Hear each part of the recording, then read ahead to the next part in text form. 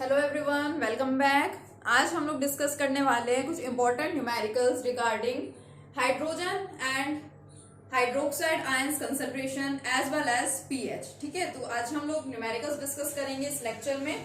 और इसके लिए आपको जो हमने लास्ट लेक्चर्स में जो फॉर्मूलाज हम लोगों ने डिराइव किए हैं वो सारे फॉर्मूलाज आपको अच्छे से क्लियर होने चाहिए। ठीक है, without those formulas we can not perform this numericals. Okay, तो फॉर्मूलाज आप सबको अच्छे से ध्यान होने चाहिए।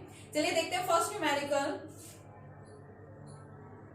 देखिए क्या है आपका first numerical, calculate the hydronium ion and hydroxide ions concentration. तो हाइड्रोनियम आयन तो आपका H पॉजिटिव आयन ही होता है, ठीक है, प्लस वाटर अगर अलग से दिखा रखा है तो that is your hydronium ion. OH negative ions, इन दोनों आयंस की आपको कंसंट्रेशन फाइंड करनी है एट 25 डिग्री सेल्सियस इस पर्टिकुलर टेम्परेचर पे इन 0.005 N, कैपिटल N का मतलब क्या है, नॉर्मल सोडियम हाइड्रोक्साइड सॉल्यूशन। तो हम लोगों के पास में सोडियम हाइड्रोक्साइड सॉल्यूशन प्रेजेंट है और उसकी नॉर्मेलिटी गिवन है, मींस उसकी कंसंट्रेशन गिवन है। तो चाहे आपको यहाँ पे नॉर्मेलिटी गिवन हो, चाहे आपको यहाँ पे मोलैरिटी गिवन हो, दोनों एक ही बात होती है, मींस दोनों ही आपको कंसंट्रेशंस के बारे में ही यहाँ पर बताया हुआ है। बट एक पॉइंट जो आपको यहाँ पे ध्यान रखना होगा वो क्या होगा कि हमें सोडियम हाइड्रोक्साइड दे रखा है, तो ऑब्वियसली हमारे पास ये जो कंसंट्रेशन है वो किसकी होगी, हाइड्रोक्साइड आयंस की होगी। It means it is the concentration of OH negative ions. कितनी है कंसंट्रेशन, देखिए 0.005 नॉर्मल। अब नॉर्मल का मतलब ही मोलर होता है, ठीक है, मींस वैसे आपको पता है normality and molarity different terms है, बट इसी को ही हम इक्वेट करके यहाँ पे लिख देते हैं। ठीक है, so it will be equal to 0.005 molar. ठीक है, अब इसमें हम क्या कर सकते हैं, हम लोग इसको डेसिमल हटा के भी पावर्स के टर्म्स में भी लिख सकते हैं, मींस सोल्व करने के, सिंप्लीफाई करने के अपने अपने मेथड्स हैं। ठीक है, तो इसको मैं क्या लिख सकती हूँ, 5 अपॉन, ठीक है, डेसिमल हटा रही हूँ मैं 1, ठीक है, 30,000 लगा दिया मैंने यहाँ पे। इसी को मैं क्या लिख सकती हूँ, 5 अपॉन 10⁻³ लिख सकती हूँ। ठीक है, छोटी छोटी सी न्यूमेरिकल ट्रिक्स हैं, छोटी छोटी चीजें हैं जो आपको बता रखा है। इसको आप ऊपर लेके जाएंगे तो पावर नेगेटिव हो जाएगी, तो 5 × 10⁻³ मोलर। तो ओवरऑल मुझे यहाँ से मिली concentration of OH negative ions कितनी है, देखो 5 × 10⁻³ मोलर। Now it is the concentration of hydroxide ion. अब अपना न्यूमेरिकल चेक करो, आपसे क्या पूछा गया था, आपसे पूछा गया calculate hydronium ion and hydroxide ions concentration. Given आपको है कि 25 डिग्री सेल्सियस है टेम्परेचर, आपको गिवन है यहाँ पे NaOH सॉल्यूशन की कंसंट्रेशन आपको यहाँ पे गिवन है। यहाँ से मैंने OH नेगेटिव की कंसंट्रेशन तो फाइंड कर ली, यानी मुझसे दो चीजें पूछी गई थी, एक तो मैंने उसमें से आपको बता दिया। Now next one is H3O positive, इसकी भी कंसंट्रेशन मुझे यहाँ पे फाइंड करनी है और मेरे पास इसकी कंसंट्रेशन है। तो बताओ क्या दोनों में कुछ रिलेशन होता है, यस दोनों में रिलेशन है, हमने पढ़ रखा है। क्या पढ़ रखा है हमने, we know that ionic product of water is equal to the concentration of hydronium ion and hydroxide ion. ठीक है, इन दोनों की कंसंट्रेशन उसके प्रोडक्ट्स के इक्वल है। टेम्परेचर देने का मतलब क्या है, 25 डिग्री सेल्सियस टेम्परेचर, ये पर्टिकुलर टेम्परेचर मुझे दे रखा है और इस टेम्परेचर पे मुझे पता है Kw की वैल्यू फिक्स है, दैट इज इक्वल टू 10⁻⁻14। तो मेरे पास ये टर्म है, मेरे पास ये टर्म है, क्या मैं यहाँ से ये नहीं फाइंड कर सकती, बताओ, इसको हम फाइंड कर सकते हैं इजिली। तो क्या हो जाएगा, now hydronium ion concentration will be equal to ionic product of water divided by hydroxide ion concentration. ठीक है, तो क्या मिलेगी हाइड्रोनियम आयन कंसंट्रेशन, देखो 10⁻⁻14, Kw की value at 25 degree Celsius fix है, पिछले 2-3 लेक्चर से हम लोग इस चीज को पढ़ रहे हैं। OH नेगेटिव की कंसंट्रेशन 5 × 10⁻⁻³ न्यूमेरिकल्स को सोल्व कैसे करते हैं, सबसे पहले पावर्स को सोल्व किया जाता है, सेकंड यूनिट में ही हम इस चीज को सीख चुके हैं स्ट्रक्चर ऑफ एटम में। तो पावर वाली टर्म्स एक साथ लिखते हैं सोल्व करने के लिए। क्या होगा, देखो 10⁻⁻14 मल्टीप्लाई 10⁻3, ये ऊपर जाएगा, साइन चेंज होगा, नेगेटिव में थी पावर पॉजिटिव में हो जाएगी, divided by 5। Now it will be equal to 10⁻, इनको क्या करना है, सोल्व करना है, माइनस प्लस माइनस, यानी कि दोनों क्या होंगे, सब्ट्रैक्ट होंगे, -11 डिवाइडेड बाय 5, यानी कि ये क्या है, 1/5 इंटू 10⁻⁻11 1/5 को आप सोल्व करेंगे तो क्या हो जाएगा, उसको सिंप्लीफाई करेंगे 0.2 इंटू 10⁻11। अब आप चाहें इसको यहां तक छोड़ना तो यहां तक भी छोड़ सकते हैं, इसको और सिंप्लीफाई करके आप ऐसे भी लिख सकते हैं 2/10 इंटू 10⁻11। वो 10 भी ऊपर जाएगा तो फिर आपको क्या मिल जाएगा, 2 इंटू 10⁻12 मोलर। तो किसी भी टर्म में आप इसको सोल्व करके इसका आंसर निकाल सकते हैं।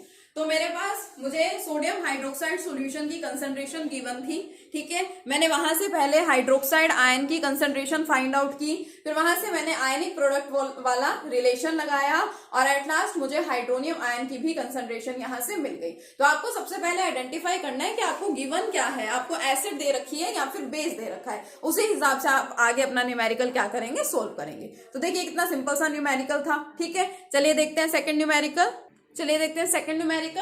Calculate the pH of 0.001 normal H2SO4 solution. अब ये तो आपको एसिड ही दे रखी है और उसकी आपको क्या फाइंड करनी है, पीएच फाइंड करनी है। मान लो आपको यहाँ पे गिवन होता कोई बेस और आपसे पूछी होती पीएच, तो बेस की तो पीएच होती नहीं है, बेस का तो क्या होता, पीओएच होता। तो पहले आप एसिड से H positive ion concentration find करते, H पॉजिटिव आयन की कंसंट्रेशन से हाइड्रोक्साइड आयन की कंसंट्रेशन फाइंड करते, जैसा हमने लास्ट न्यूमेरिकल में किया।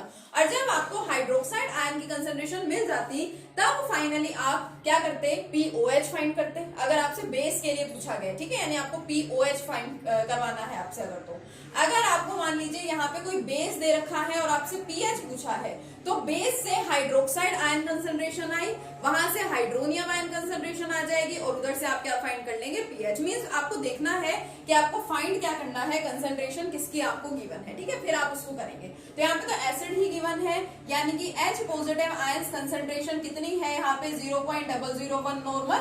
इसी को मैं सिंप्लीफाई करके क्या लिखूंगी, 1/1000 नॉर्मल या फिर 1/10⁻³ normal and it is equal to 10⁻³ normal, या जनरली हम मोलर की बात करते हैं तो 10⁻³ मोलर भी हम लोग यहाँ पे लिख सकते हैं, ठीक है। तो बड़ा सिंपल सा है। अब H पॉजिटिव की कंसंट्रेशन मुझे मिल गई, मुझे क्या फाइंड करना है यहाँ पे, पीएच। पीएच का फॉर्मूला है मेरे पास, pH is equal to negative log of H positive ion concentration, तो नेगेटिव लॉग ऑफ, अब H पॉजिटिव आयन की कंसंट्रेशन देखो कितनी आ गई, 10⁻³ कैसे सिंप्लीफाई करना होता है, पावर को आगे लिखना होता है, equal to negative of -3 log 10। Now as I know log 10 is equal to 1, तो क्या हो जाएगा, माइनस माइनस प्लस यानी कि 3। सो पीएच मुझे यहाँ पे इस सॉल्यूशन की क्या मिलेगी, 3 मिलेगी, ठीक है। बिल्कुल सिंपल सा कंसेप्ट था, देखो इजी सा आपके पास न्यूमेरिकल था, तो सेकंड न्यूमेरिकल भी हमारा हो गया। चलिए देखते हैं थर्ड न्यूमेरिकल। यस देखिए नेक्स्ट न्यूमेरिकल क्या है, the concentration of hydrogen ion in a sample of soft drink is this one, what is it's pH. आपके पास कोई सैंपल है सॉफ्ट ड्रिंक का, ठीक है, you have a soft drink sample जिसके अंदर हाइड्रोजन आयंस की कंसंट्रेशन इतनी है, तो हमें दे रखा है concentration of H positive ions 3.8 into 10⁻³ molar and we have to find out its pH. तो पीएच यहाँ से देखिए क्या हुई, pH is equal to negative log of H positive ions. अब इसको सिंप्लीफाई करो, देखो pH will be equal to negative log, concentration लिखो 3.8 इंटू 10⁻³ अभी मैंने आपको लास्ट लेक्चर में बताया था log A into log B का मतलब क्या होता है, log A plus log B। तो फॉर्मूला लगा दो यहाँ पे, नेगेटिव तो देखो पूरे के साथ था, ठीक है, log A यानी कि log of 3.8 plus log B यानी कि log ऑफ 10⁻³ कंप्लीट आपको सोल्व करना है। अब देखो log 3.8 की वैल्यू हमें सबसे पहले फाइंड आउट करनी पड़ेगी, तो देखिए अभी मैं फिलहाल यहाँ पे log 3.8 की वैल्यू डायरेक्टली लिख रही हूँ, ठीक है, डायरेक्टली यहाँ पे मेंशन कर रही हूँ log इसकी वैल्यू। अब कुछ log की वैल्यूज ऐसी हैं जो हमें ध्यान रखनी होती है, लाइक log 0, log 1, log 10 जो मैंने आपको बताया। log 2 की वैल्यू भी 0.3010 होती है जो हमें याद रखनी होती है।